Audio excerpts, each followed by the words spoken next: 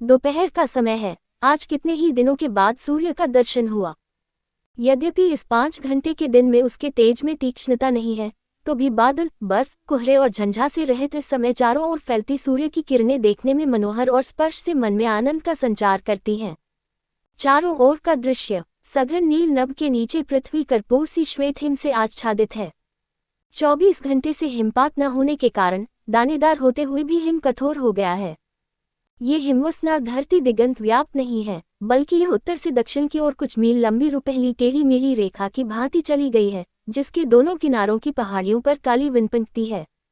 आइए इस विनपंक्ति को कुछ समीप से देखें। उसमें 2 तरह के वृक्ष ही अधिक है, एक श्वेत बल्कलधारी किंतु आजकल निष्पत्र भोज भोजपत्र और दूसरे अत्यंत सरल उक्तुंग समकोण पर शाखाओं को फैलाए अतिहरित या कृष्ण रहित सुई से पत्ती वाले देवदारू। वृक्षों का कितना ही भाग हिम से ढका हुआ है, उनकी शाखाओं और स्कंधों पर जहां तहां रुकी हुई बर्फ उन्हें कृष्ण श्वेत बना आंखों को अपनी ओर खींचती है। और भयावनी नीरवता का चारों ओर अखंड राज्य है। कहीं से न झिल्ली की झनकार आती है, न पक्षियों का कलरव, न किसी पशु का ही शब्द। आओ पहाड़ी के सर्वोच्च स्थान के देवदारू पर चढ़कर चारों ओर देखें। शायद वहां बर्फ, धरती, देवदारू के अतिरिक्त भी कुछ दिखाई पड़े। क्या यहाँ बड़े बड़े वृक्ष ही उगते हैं? क्या इस भूमि में छोटे पौधों, घासों के लिए स्थान नहीं है? लेकिन इसके बारे में हम कोई राय नहीं दे सकते। हम जाड़े के 2 भागों को पाकर अंतिम भाग में हैं। जिस बर्फ में ये वृक्ष गड़े हुए से हैं, वह कितनी मोटी है, इसे नापने का हमारे पास कोई साधन नहीं है। हो सकता है वह 8 हाथ या उससे भी अधिक मोटी हो। अब की साल बर्फ ज्यादा पड़ रही है, ये शिकायत सभी को है। देवदारू के ऊपर से क्या दिखलाई पड़ता है? वही बर्फ, वही विनपंक्ति, वही ऊंची नीची पहाड़ी भूमि। हाँ, पहाड़ी की दूसरी ओर एक जगह धुआं उठ रहा है। इस प्राणी शब्द शून्य अरण्यानी में धूम का उठना कौतूहलजनक है। चलो वहां चलकर अपने कौतूहल को मिटाएं। धुआं बहुत दूर था, किंतु स्वच्छ निरभ्र आकाश में वह हमें बहुत समीप मालूम होता था। चलकर अब हम उसके नजदीक पहुंच गए हैं। हमारी नाक में आग में पड़ी हुई चर्बी तथा मांस की गंध आ रही है। और अब तो शब्द भी सुनाई दे रहे हैं, ये छोटे बच्चों के शब्द हैं। हमें चुपचाप पैरों तथा सांस की भी आहट न देकर चलना होगा, नहीं तो वे जान जाएंगे और फिर न जाने किस तरह का स्वागत वे खुद या उनके कुत्ते करेंगे। हाँ, सचमुच ही छोटे छोटे बच्चे हैं। इनमें सबसे बड़ा 8 साल से अधिक का नहीं है और छोटा तो 1 वर्ष का है। आधे दर्जन लड़के और एक घर में। घर नहीं, ये स्वाभाविक पर्वत गुहा है, जिसके पार्श्व और पिछले भाग अंधकार में कहाँ तक चले गए हैं, इसे हम नहीं देख रहे हैं और न देखने की कोशिश करनी चाहिए। और सयाने आदमी, एक बुढ़िया जिसके सन जैसे धूमिल श्वेत केश उलझे तथा जटाओं के रूप में इस तरह बिखरे हुए हैं कि उसका मुंह उनमें ढका हुआ है। अभी बुढ़िया ने हाथ से अपने केश को हटाया। उसकी भौहें भी सफेद हैं, श्वेत चेहरे पर झुर्रियां पड़ी हुई हैं, जो जान पड़ती है सभी मुंह के भीतर से निकल रही हैं। गुहा के भीतर आग का धुआं और गर्मी भी है, खासकर जहां बच्चे और हमारी दादी हैं। दादी के शरीर पर कोई वस्त्र नहीं, कोई आवरण नहीं। उसके दोनों सूखे से हाथ पैरों के पास धरती पर पड़े हुए हैं। उसकी आंखें भीतर घुसी हैं और हल्के नीले रंग की पुतलियां निस्तेज शून्य सी हैं, किंतु बीच बीच में उनमें तेज उछल जाता है, जिससे जान पड़ता है कि उनकी ज्योति बिल्कुल चली नहीं गई है। कान तो बिल्कुल चौकन्ने मालूम होते हैं। दादी लड़कों की आवाज को अच्छी तरह सुन रही जान पड़ती है। अभी एक बच्चा चिल्लाया, उसकी आंख इधर घूमी। 1.5 बरस के 2 बच्चे हैं, जिनमें एक लड़का और एक लड़की, कद दोनों के बराबर हैं।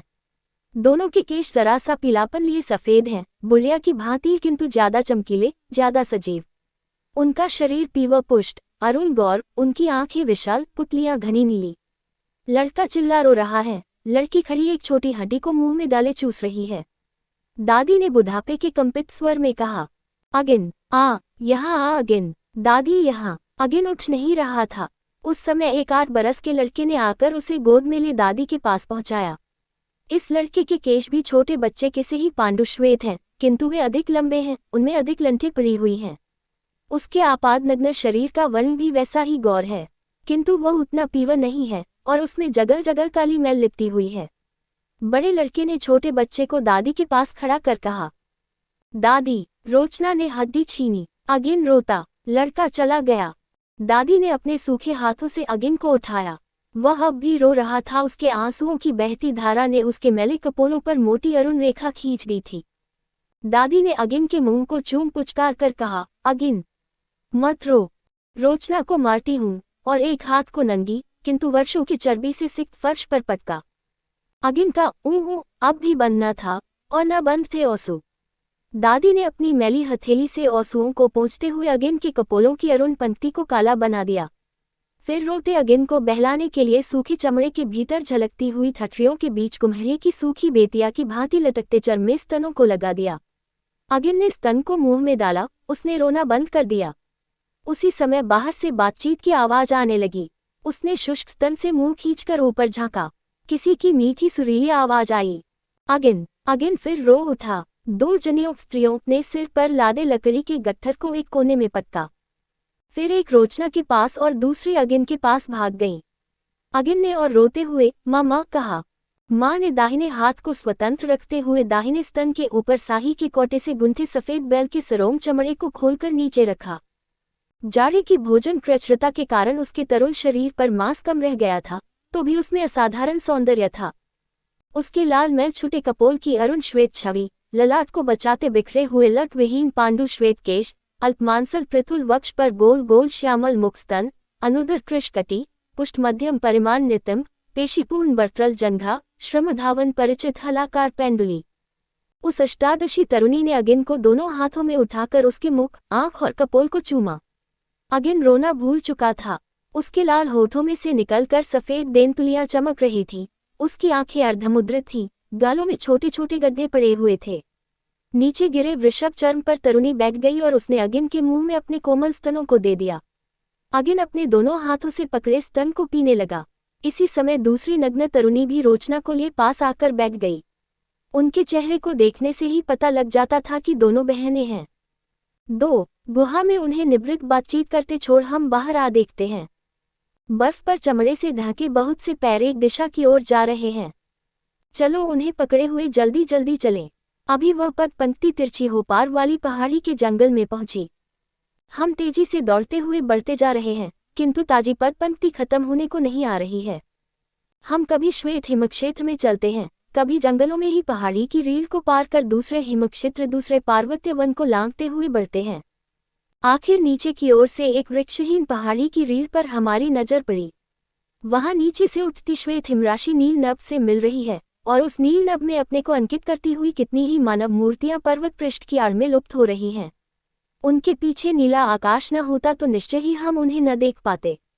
उनके शरीर पर हिम जैसा श्वेत वृष चर्म है। उनके हाथों में हथियार भी सफेद रंग से रंगे मालूम होते हैं। फिर महान श्वेत हिमक्षेत्र में उनकी हिलती डुलती मूर्तियों को भी कैसे पहचाना जा सकता है।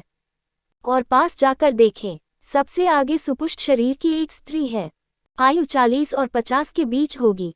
उसकी खुली दाहिनी भुजा को देखने से ही पता लगता है कि वह बहुत बलिष्ठ स्त्री है। उसके केश, चेहरे, अनप्रत्यंग गुहा की पूर्वोक्त दोनों तरुणियों के समान किंतु बड़े आकार के हैं। उसके बाएं हाथ में 3 हाथ लंबी भुर्ज की मोटी नोकदार लकड़ी है। दाहिने में चमड़े की रस्सी से लकड़ी के बेत में बंधा घिसकर तेज किया हुआ पाषाण परशु है। उसके पीछे पीछे 4 मर्द और 2 स्त्रियां चल रही है। एक मर्द की आयु स्त्री से कुछ अधिक होगी, शेष 26 से 14 वर्ष के हैं। बड़े मर्द के केश भी वैसे ही बड़े बड़े तथा पांडु श्वेत हैं। उसका मुंह उसी रंग की घनी दाढ़ी मूंछ से ढका हुआ है। उसका शरीर भी स्त्री की भांति ही बलिष्ठ है। उसके हाथों में भी वैसे ही 2 हथियार हैं। बाकी 3 मरियों में 2 उसी तरह की घनी दाढ़ी मूंछों वाले, किंतु उम्र में कम हैं। स्त्रियों में एक 22, दूसरी 16 से कम है। हम गुहा के चेहरों को देख चुके हैं और दादी को भी। सबको मिलाने से साफ मालूम होता है कि इन सभी स्त्री पुरुषों का रूप दादी के सांचे में ढला हुआ है। इन नर नारियों के हाथ के लकड़ी, हड्डी और पत्थर के हथियारों और उनकी गंभीर चेष्टा से पता लग रहा है कि वे किसी मुहिम पर जा रहे हैं। पहाड़ी से नीचे उतरकर अगुआ स्त्री माँ कहिए बाई और भूमि, सभी चुपचाप उसके पीछे चल रहे हैं। बर्फ पर चलते वक्त चमड़े से उनके बके पैरों से जरा भी शब्द नहीं निकल रहा है। अब आगे की ओर लटकी हुई प्रागभार पहाड़ बड़ी चट्टान है, जिसकी बगल में कई चट्टानें पड़ी हुई हैं। शिकारियों ने अपनी गति अत्यंत मंद कर दी है। वे तितर बितर होकर बहुत सजग हो गए हैं। वे सारे पैरों को चीरकार बहुत देर करके एक पैर के पीछे दूसरे पैर को उठाते, चट्टानों को हाथ से स्पर्श करते आगे बढ़ रहे हैं। माँ सबसे पहले गुहा के द्वार खुलाव पर पहुंची। वह बाहर की सफेद बर्फ को ध्यान से देखती है, वहाँ किसी प्रकार का पद चिन्ह नहीं है। फिर वह अकेले गुहा में घुसती है। कुछ ही हाथ बढ़ने पर गुहा घूम जाती है। वहाँ रोशनी कुछ कम है। थोड़ी देर ठहर कर वह अपनी आंखों को अभ्यस्त बनाती है, फिर आगे बढ़ती है। वहाँ देखती है 3 भूरे भालू माँ बाप बच्चा मुंह नीचे किए धरती पर सोए या मरे पड़े हैं। उनमें जीवन का कोई चिन्ह नहीं दिख पड़ता। माँ धीरे से लौट आई। परिवार उसके खिले चेहरे को ही देखकर भाव समझ गया। माँ अंगूठे से कानी अंगुली को दबाकर 3 अंगुलियों को फैलाकर दिखाती है। माँ के बाद 2 मर्द हथियारों को संभाले आगे बढ़ते हैं। दूसरे 100 के वहीं खड़े प्रतीक्षा करते हैं। भीतर जाकर माँ भालू के पास जाकर खड़ी होती है। बड़ा पुरुष भालुनी के पास और दूसरा बच्चे के पास। फिर वे अपने नोकदार डंडे को एक साथ ऐसे जोर से मारते हैं कि वह कोख में घुसकर कलेजे में पहुंच जाता है। कोई हिलता डोलता नहीं। जाड़े की 6 मासी निद्रा के टूटने में अभी महीने से अधिक की देर है, किंतु माँ और परिवार को इसका क्या पता। उन्हें तो सतर्क रहकर ही काम करना होगा। डंडे की नोक को 3-4 बार और पेट में घुसा वे भालू को उलट देते हैं। फिर निर्भय हो उनके अगले पैरों और मुंह को पकड़कर घसीटते हुए उन्हें बाहर लाते हैं। सभी खुश हो हंसते और जोर जोर से बोलते हैं। बड़े भालू को चितोलकर माँ ने अपने चमड़े की चादर से एक चकमक पत्थर का चाकू निकाला, फिर घाव की जगह से मिलाकर पेट के चमड़े को चीर दिया। पत्थर के चाकू से इतनी सफाई के साथ चमड़े का चीरना अभ्यस्त और मजबूत हाथों का ही काम है। उसने नर्म कलेजी का एक टुकड़ा काटकर अपने मुंह में डाला, दूसरा सबसे छोटे 14 वर्ष के लड़के के मुंह में। बाकी सभी लोग भालू के गिर्द बैठ गए। माँ सबको कलेजी का टुकड़ा काटकर देती जा रही थी। एक भालू के बाद जब माँ ने दूसरे भालू पर हाथ लगाया, उस वक्त षोडशी तरुणी बाहर गई। उसने बर्फ का एक डला मुंह में डाला। उसी वक्त बड़ा पुरुष भी बाहर आ गया। उसने भी एक डले को मुंह में डाल षोडशी के हाथ को पकड़ लिया। वह जरा झिझककर शांत हो गई। पुरुष उसे अपनी भुजा में बांध एक ओर ले गया। षोडशी और पुरुष हाथ में बर्फ का बड़ा डला लिए जब भालू के पास लौटे, तब दोनों के गालों और आंखों में ज्यादा लाली थी। पुरुष ने कहा, मैं काटता हूँ माँ, तू थक गई है। माँ ने चाकू को पुरुष के हाथ में दे दिया। उसने झुककर 24 वर्ष के तरुण के मुंह को चूमा, फिर उसका हाथ पकड़कर बाहर चली गई। उन्होंने 3 भालुओं की कलेजी को खाया। 4 मास के निराहार सोए भालुओं में चर्बी कहाँ से रहेगी। हाँ, बच्चे भालू का मांस कुछ अधिक नरम और सुस्वादु था, जिसमें से भी कितना ही उन्होंने खा डाला। फिर थोड़ी देर विश्राम करने के लिए सभी पास पास लेट गए। अब उन्हें घर लौटना था। नर्मदा भालुओं को 2-2 आदमियों ने चमड़े की रस्सी से चारों पैरों को बांध डंडे के सहारे कंधे पर उठाया और छोटे भालू को एक तरुणी ने। माँ अपना पाषाण परशु संभले आगे आगे चल रही थी। उन जानवर मानवों को दिन के घड़ी घंटे का पता तो था नहीं, किंतु वे ये जानते थे कि आज चांदनी रात रहेगी। थोड़ा ही चलने के बाद सूर्य क्षितिज के नीचे चला गया जान पड़ता था, किंतु वह गहराई में नहीं गया, इसीलिए संध्या राग घंटों बना रहा, और जब वह मिटा तब धरती अंबर सर्वत्र श्वेतिमा का राज हो गया। अभी घर गुहा दूर थी, जबकि खुली जगह में एक जगह माँ एकाएक खड़ी हो कान लगाकर कुछ सुनने लगी। सब लोग चुपचाप खड़े हो गए। षोडशी ने 26 तरुण के पास जाकर कहा, गुर्र गुर्र वृक वृक भेड़िया। माँ ने भी ऊपर नीचे सिर हिलाते हुए कहा, गुर्र गुर्र वृक बहुत वृक बहुत वृक। फिर उत्तेजनापूर्ण स्वर में कहा, तैयार। शिकार जमीन पर रख दिया गया और सब अपने अपने हथियारों को संभाले एक दूसरे से पीठे सटाकर चारों ओर मुंह किए खड़े हो गए। बात की बात में 7-8 भेड़ियों के झुंड की लपलपाती जीभें दिखलाई देने लगी और वे गुर्राते हुए पासा उनके चारों ओर चक्कर काटने लगे। मानवों के हाथ में लकड़ी के भाले और पाषाण परशु देख वे हमला करने में हिचकिचा रहे थे। इसी समय लड़के ने, जो घेरे के बीच में था, अपने डंडे में बंधी एक लकड़ी निकालकर कमर से बंधी चमड़े की पतली रस्सी को चढ़ा कमान तैयार की। फिर न जाने कहाँ छिपाए हुए तीक्ष्ण पाषाण फल वाले बाण को निकाल 24 पुरुष के हाथ में थमा उसे भीतर कर खुद उसकी जगह आ खड़ा हो गया। 24 पुरुष ने प्रत्यंचा को और कसा, फिर तानकर टंकार के साथ बाण छोड़ एक भेड़िए की कोख में मारा। भेड़िया लुढ़क गया, किंतु फिर संभल कर जिस वक्त वह अंधाधुंध आक्रमण की तैयारी कर रहा था, उसी वक्त उस पुरुष ने दूसरा बाण छोड़ा। अब की भेड़िए को घाव करारा लगा था। उसे निश्चल देख दूसरे भेड़िए उसके पास पहुंच गए। पहले उन्होंने उसके शरीर से निकलते हुए गर्म खून को चाटा, फिर वे उसे काटकर खाने लगे। उन्हें खाने में व्यस्त देख फिर लोगों ने शिकार उठाया और सतर्कता के साथ दौड़ते हुए आगे बढ़ना शुरू किया। अब की बार माँ सबसे पीछे थी और बीच बीच में घूम घूम कर देखती जाती थी। आज बर्फ नहीं पड़ी थी, इसलिए उनके पैरों के चिन्ह चांदनी रात में रास्ते को अच्छी तरह बतला सकते थे। गुहा आध मील से कम दूर रह गई होगी कि भेड़ियों का झुंड फिर पहुंच गया। उन्होंने शिकार को फिर जमीन पर रख हथियारों को संभाला। अब की धनुर्धर ने कई बाण चलाए, किंतु वह क्षण भर भी एक जगह न ठहरने वाले भेड़ियों का कुछ न कर सका। कितनी ही देर के पैंतरेबाजी के बाद 4 भेड़िए एक छोटी तरुणी के ऊपर टूट पड़े। बगल में खड़ी मां ने अपना भाला एक भेड़िए के पेट में घुसा जमीन पर पटक दिया, किंतु बाकी 3 ने शोरशी की जांघ में चोट कर गिरा दिया और बात की बात में उसका पेट चीरकर अंतड़ियां बाहर निकाल दी। जिस वक्त सबका ध्यान शोरशी को बचाने में लगा था, उसी वक्त दूसरे 3 ने पीछे से खाली पा 24 पुरुष पर हमला किया और बचाव का मौका जरा भी दिए बिना जमीन पर पटककर उसकी भी लाद फाड़ दी। जब तक लोग उधर ध्यान दे, तब तक शोरशी को वह 25 हाथ दूर घसीट ले गए थे। मां ने देखा 24 पुरुष अधमरे भेड़िए के पास दम तोड़ रहा है। अधमरे भेड़िए के मुंह में किसी ने डंडा डाल दिया, किसी ने उसके अगले दोनों पैर पकड़ लिए, फिर बाकी ने मुंह लगाकर भेड़िए के बहते हुए गरम गरम नमकीन खून को पिया। मां ने गले की नाड़ी काटकर उनके काम को और आसान बना दिया। ये सब काम चंद मिनटों में हुआ था। लोग जानते थे कि शोरशी की तुक्का बोटी कर चुकने के बाद ही भेड़िए हम पर आक्रमण करेंगे। उन्होंने मृतप्राय 24 पुरुष को वहीं छोड़ 3 भालुओं और मरे भेड़िए को उठा दौड़ना शुरू किया और वे सही सलामत गुहा में पहुंच गए। आग धाए धाए जल रही थी, जिसकी लाल रोशनी में सभी बच्चे तथा दोनों तरुणियां सो रही थीं। दादी ने आहट पाते ही कांपती किंतु गंभीर आवाज में कहा, निशा डैश डैश आ गई। हाँ, कहकर मां ने पहले हथियारों को एक ओर रख दिया, फिर वह चमड़े की पोशाक खोल दिगंबरी बन गई। शिकार को रख उसी तरह बाकी सबने भी चर्म परिधान को हटा आग के सुखमय उष्ण स्पर्श को रोम रोम में व्याप्त होने दिया। अब सारा सोया परिवार जाग उठा था। एक मामूली आहट पर जाग जाने के ये लोग बालपन से ही आदी होते हैं। बहुत संभाल कर खर्च करते हुए मां ने परिवार का अब तक निर्वाह कराया था। हिरन, खरगोश, गाय, भेड़, बकरी, घोड़े के शिकार जाड़ा शुरू होने से पहले ही बंद हो जाते हैं, क्योंकि उसी वक्त वे दक्षिण के गर्म प्रदेश की ओर निकल जाते हैं। मां के परिवार को भी कुछ और दक्षिण जाना चाहिए था, किंतु शोरशी उसी वक्त बीमार पड़ गई।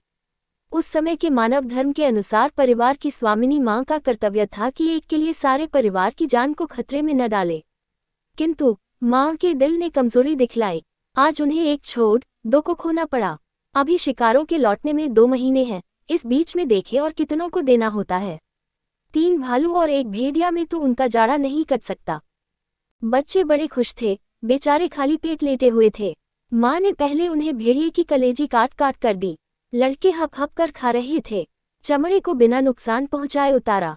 चमड़े का बड़ा काम है।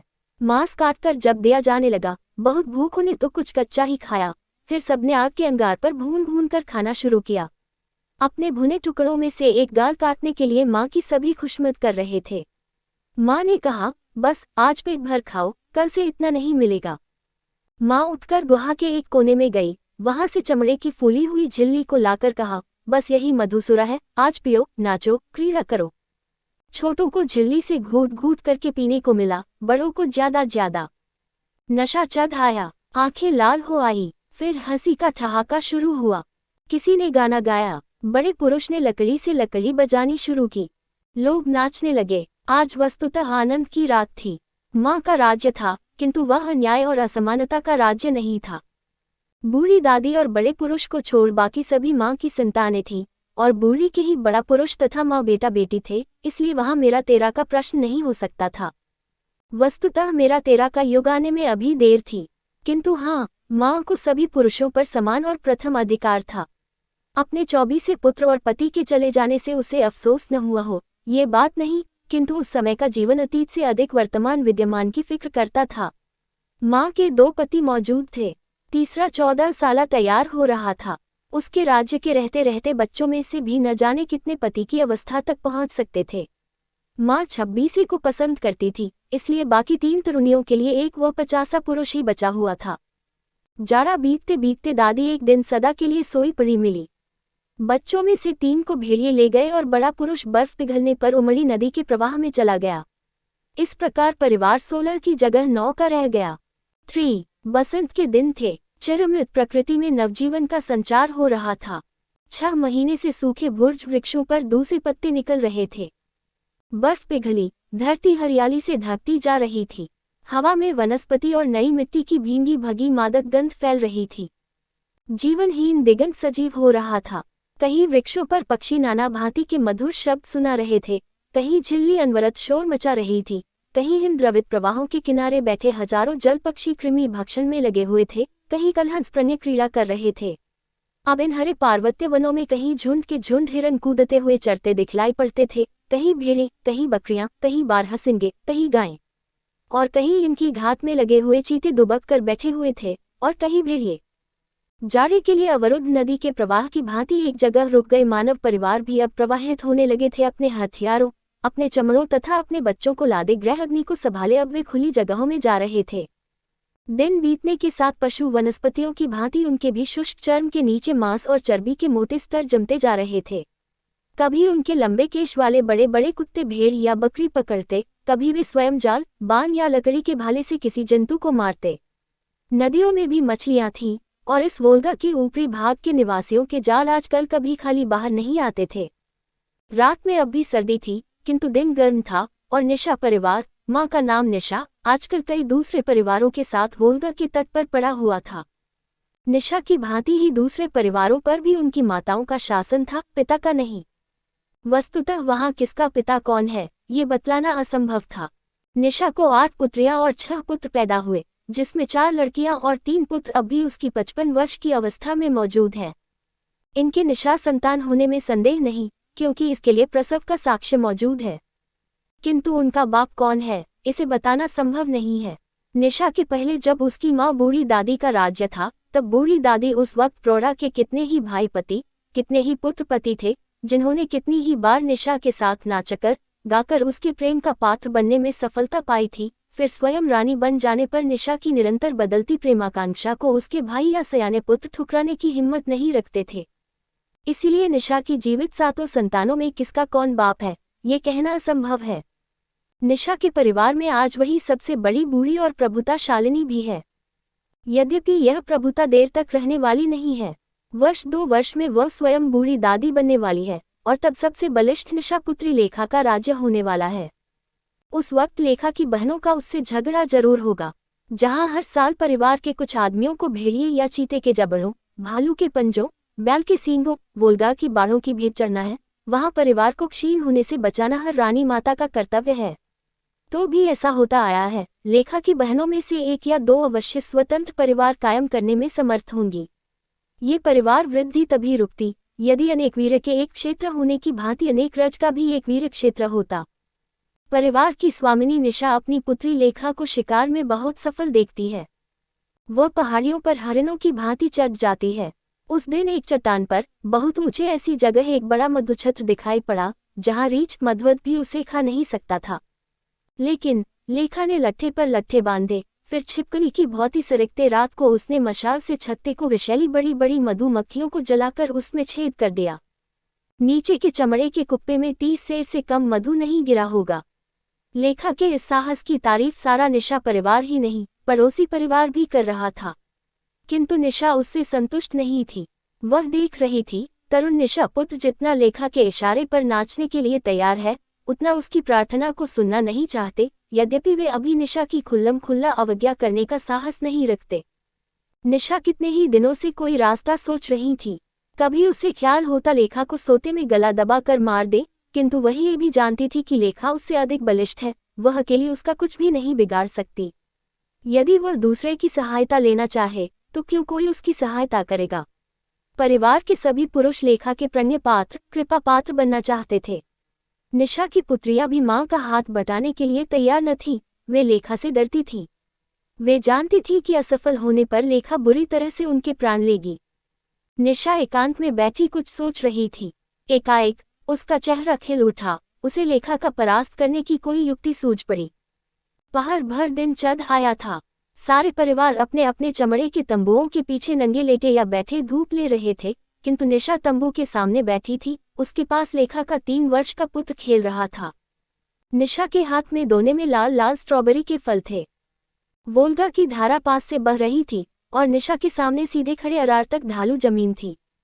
निशा ने एक फल लुढ़काया, लड़का दौड़ा और उसे पकड़कर खा गया। फिर दूसरे को लुढ़काया, उसे थोड़ा और आगे जाने पर वह पकड़ सका।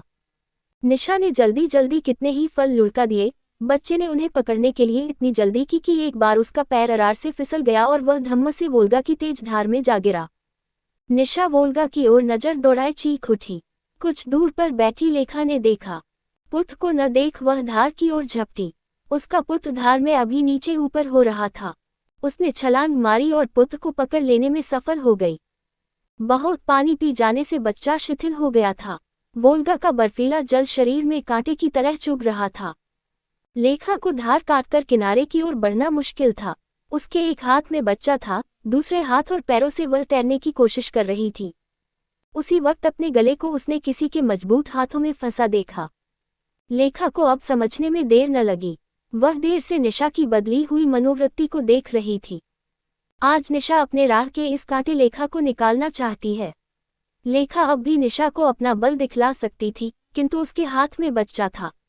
निशा ने लेखा को जोर लगाते देख अपनी छाती को उसके सिर पर रख दिया। लेखा एक बार डूब गई। छटपटाने में उसका बच्चा हाथ से छूट गया। अब भी निशा ने उसे बेकाबू कर रखा था। एकाएक उसका हाथ निशा के गले में पड़ गया। लेखा बेहोश थी और निशा उसके बोझ के साथ तैरने में असमर्थ। उसने कुछ कोशिश की, किंतु बेकार। दोनों एक साथ वोल्गा की भेंट हुई। परिवार की बलिष्ठ स्त्री रोचना निशा परिवार की स्वामिनी बनी।